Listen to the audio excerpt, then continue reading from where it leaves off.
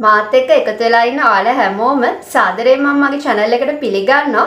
ඉතින් last week එකේ මම පොඩ්ඩක් busy වුණ හින්දා මට ඔයාලට වීඩියෝ එකක් ගේන්න බැරි වුණා. ඉතින් ඒ සම්බන්ධව මම ඔයාලගේ සමාව ඉල්ලනවා.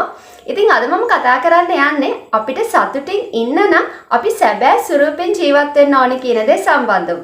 එහෙම නැත්නම් අපි අපිම වෙන්න ඕනේ කියන දේ සම්බන්ධව.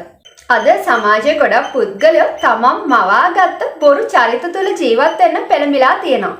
ඉතින් මේකට හේතුව තමයි තමන්ගේ සමාජ තත්ත්වය පිළිගැනීම වගේ දේවල් රැක ගන්න ඔවුන් මේ දේවල් කරන්න පෙළඹිලා සිටිනවා. ඉතින් ඔවුන් දන්නවා මේ දේවල් නිසා ඔවුන් ගොඩක් අපහසුතාවයටපත් වෙනවා කියලා.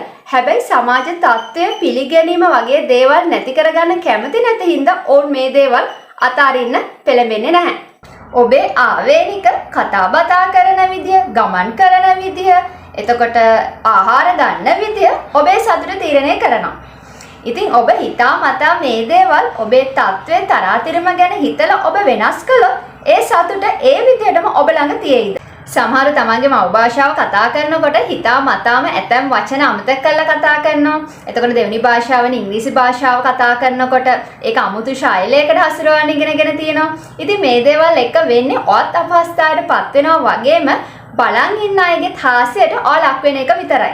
ඒ හින්දා හැම තිස්සෙම ඔයා විදිහට ජීවත් වෙන්න. ඔයාගේ සතුට, අභිවෘද්ධිය, එහෙම නැත්නම් දියුණුව වෙනුවෙන් යම් දෙයක් වෙනස් කරගන්න වෙනවා නම් ඒ දේ වෙනස් කරගත්තාම ඇත්තටම ඔයාට සතුටක් ලැබෙනවා නම් ඔයා අපහසුතාවයටපත් වෙන්නේ නැත්නම් අන්න ඒ දේ පුළුවන් ඔයාට වෙනස් කරගන්න. ලබන සිකුරාදා රාත්‍රී 9ට මේ වගේම අලුත් වීඩියෝ එකක් අරන් ආලව හම්බ වෙන එකක්. අල හැමෝටම සුබ සතියක්.